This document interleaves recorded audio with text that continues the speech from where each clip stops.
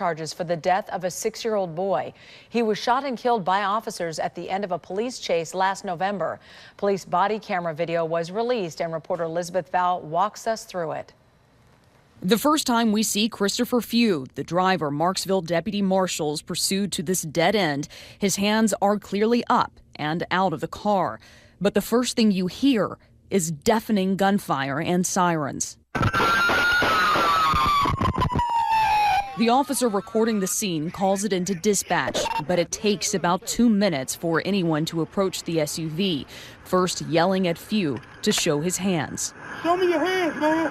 It's at this moment the officers realize things are much worse than they already appear. Oh. The officer with the body camera walks back to the 2 men investigators believe fired 18 shots into the car, Deputy Marshals Norris Greenhouse Jr. and Derek Stafford. You can see Greenhouse's name there on his shirt.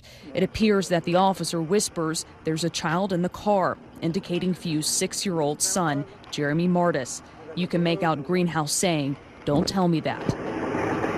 No, don't tell me that, bro. It's also at this point that others arrive on scene. I heard the shots. And someone asks if the driver is armed. They got any weapons on them? I have no idea. Whenever I pulled on the side.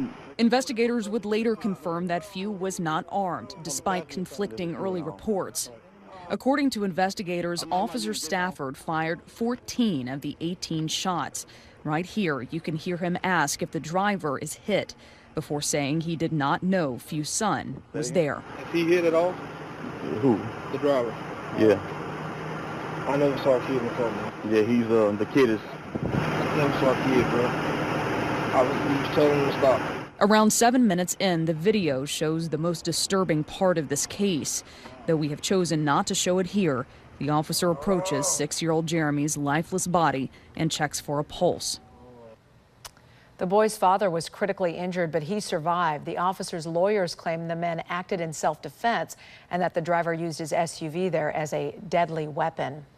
Just as that footage was released, people gathered for a second night of protests over the shooting of an unarmed black man near San Diego.